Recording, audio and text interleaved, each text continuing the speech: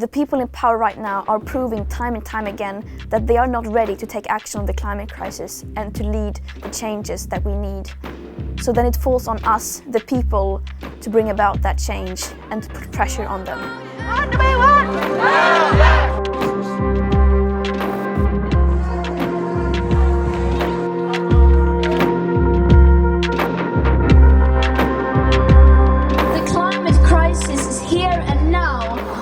Not something in a faraway, distant future.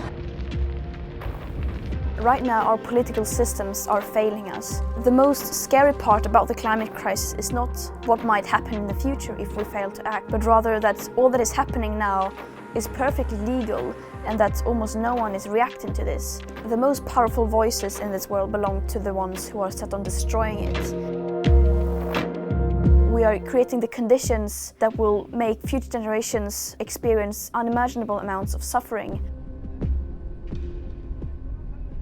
The lunatic protesting fringe that are stopping working people going about their lives. We're stuck in a cycle, everyone is blaming each other. People say that I can't do anything, I cannot live sustainable because it's not possible within this system, and the people in power are blaming the fact that they don't have enough support for these policies, and the media is not holding them accountable, and they are saying that, well, we can't do this because there's no interest in it. The companies are saying we need to have a market for this. If we do what is needed, then we will go bankrupt. No one is really benefiting from this. In order to turn this around, we need to spread awareness and we need to change our social norms and we need to change our political systems. Right now, even if we wanted to, it's not really possible for us to act as much as what would be needed because we have already locked in binding agreements and contracts a level of warming that we will not be able to adapt to. So in order to change this, we need to tear up these contracts and abandon these deals, and that requires a system change because that is no longer possible within our political systems.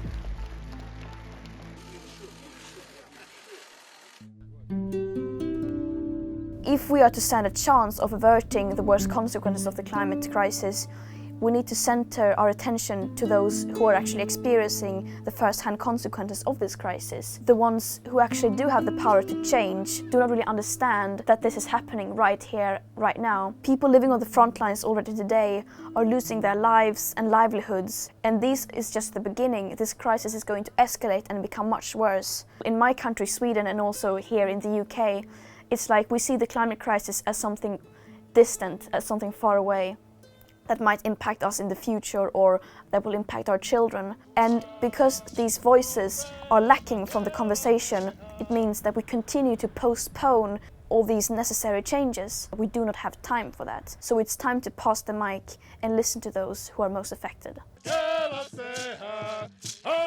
Since the climate crisis is a cumulative crisis, we need to take into consideration historic emissions.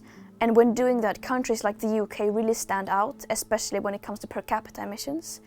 And therefore the UK has a historic responsibility and duty to lead on the climate crisis. We must also remember that the Industrial Revolution began in the UK, and that puts another layer of responsibility on the UK. Also, the fact that the UK has accumulated this wealth through these extremely unhumane ways. The UK has the economic resources and the political and social opportunities to actually lead the change.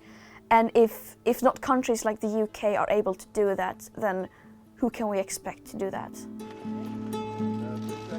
Right now, there are so painfully few who are taking action, even though we are very many who have the opportunity and possibility to act. And a consequence of that is that an unproportionately big responsibility falls on young people, because we, in many cases, see the problem and see that this is something that is very urgent and that I'm needed in, and therefore we often take on that responsibility. It should not be like that, and this is leading to that many young people also feel abandoned by the older generations because we feel let down, like no one else is caring about our future. Youth activism is a very, very important role. Throughout history, we have seen many young people taking action and standing up against what is wrong, leading the change. We should encourage youth activism because that is one of the main solutions, but we also need to keep in mind that we cannot do this alone and we need everyone else. We need billions of climate activists.